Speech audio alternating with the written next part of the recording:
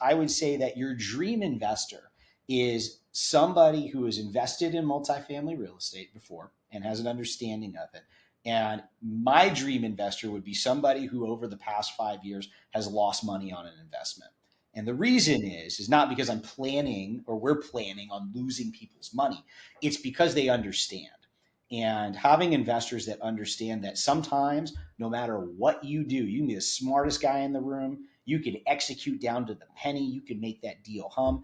But if market conditions move like they did over the past 3 years, you're just not going to make the money that you thought you were going to make. And if in these situations, if you got an investor who doesn't understand that, it's easy to tell people they're making money. That's easy. That's a great call. Having to call everybody and do a capital call because you need to put an extension on your debt or you need to buy it down or refinance and they're still not getting paid.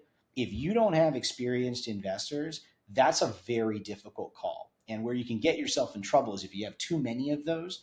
And let's say you got to do a capital call and you got to raise all this money from your investment group. What do you do if they say no? They're like, I don't have any money, man. I'm not putting more money. You haven't paid me anything. Why would I give you another dollar on this deal? That's a hard conversation to have. But when you have people that understand and say, I get it. You guys are making decisions today to protect the funds that are in there. Maybe this isn't a flip that we thought it was. That's fine. If we hold it for 5 or 7 years, is it going to work? Yeah, I think so. Okay. I appreciate that. And they understand. And when we've had the, do ours and we look at our deals and we haven't had problems with that because that's who we've gone to previously. Family offices that are experienced in this, that have felt the pain of the deals and understand that the faith in the syndicator is king. And if you're a syndicator who has performed over and over again and you have a solid plan and showing exactly what it is that you're doing to make the deal work, you will be successful. But it's the guys who moved way too quick, tried to crowdfund these types of things, get every $50,000, $10,000 that they could, and then have to call them up and be like, I don't understand this. All I remember you saying is you were going to triple my money. What happened? So that would be my dream investor, somebody who is invested and lost, unfortunately, but so that they have an understanding of being able to work with you whenever you need a little bit of help or times get tough and you got to try to figure out to be creative to make the deal work in the long term. Absolutely. As we wrap this up, man, podcast, books, I'm a lifelong learner. I think you probably are as well. What's a little, some advice for maybe top books that you've read this year or podcasts you're like, man, people listening would probably love to check out? Yeah, I mean, I know this is probably beating the dead horse, but this was my Bible, was Rich Dad, Poor Dad. It's a classic. I've read other books, the 4 Hour Work Week and all this other stuff. But I take little tidbits away from things. Like I forget what the book was, but there was something that I was like a personality type of test. And one of them in there really resonated with me, which it was a personality type called Maximizer. And the idea is on the Maximizer is you have people that you find what their specialty skill set is, and that's all you focus on, and that's how you thrive. And what I took away from that lesson is if I'm ever doing something that is out of my realm of expertise, I'm going to learn about it, but I'm not going to be bullheaded enough to say, I don't need anybody. I'm a smart guy. I can figure this out. If I need something from somebody, I'm going to go to an expert who is maximizing. That's what this guy does. I got a problem with my roof or a plumber. You call a plumber. You call a roofer. You don't go out there and try to, maybe I know this. No, you find the guy who's the specialty and you surround yourself with those people so that when you're in those situations, you're leading with your best foot forward with having that expertise next to you.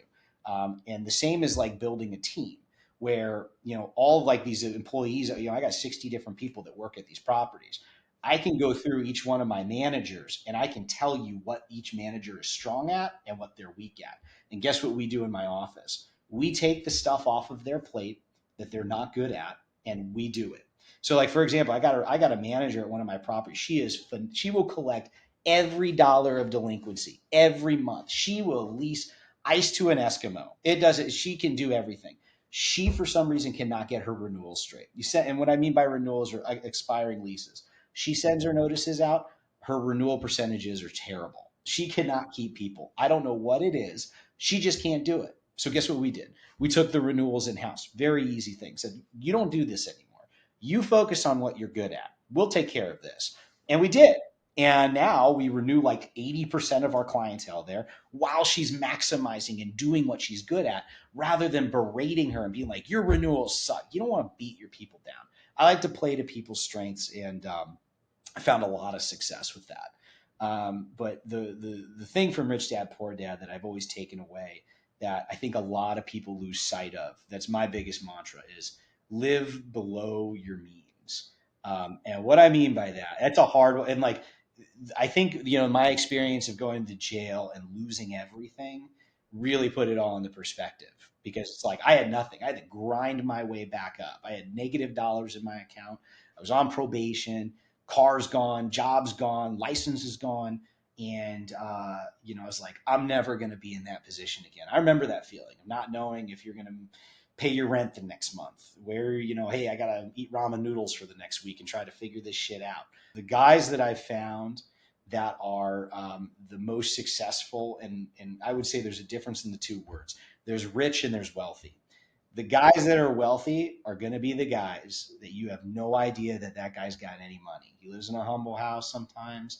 He doesn't drive the nicest car. Maybe drives, like a, 6, 7 year old Toyota.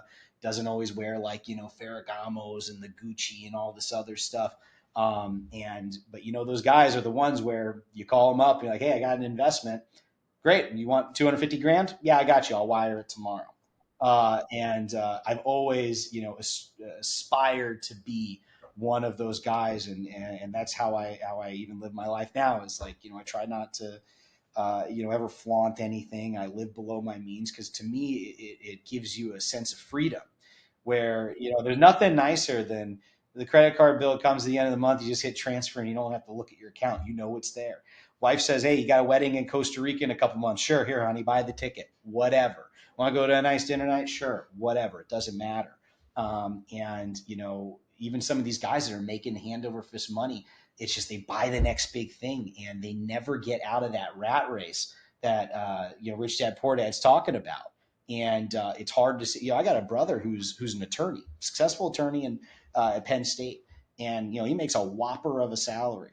But same thing, man. He's like, I call him up if he wanted to invest, he couldn't invest because he doesn't have the money. And it's like, man, man, you work so hard. Like that freedom of just being able to relax and know, you can just do whatever you want, or you can invest. There's a movie called with Mark Wahlberg called the Gambler, and John Goodman's in it. There's a scene in it where Mark Wahlberg's sitting there talking to John Goodman. He's talking, and Mark Wahlberg's talking about like how he lost like $2.5 million, and John Goodman's like, any idiot knows what you do when you got $2 million.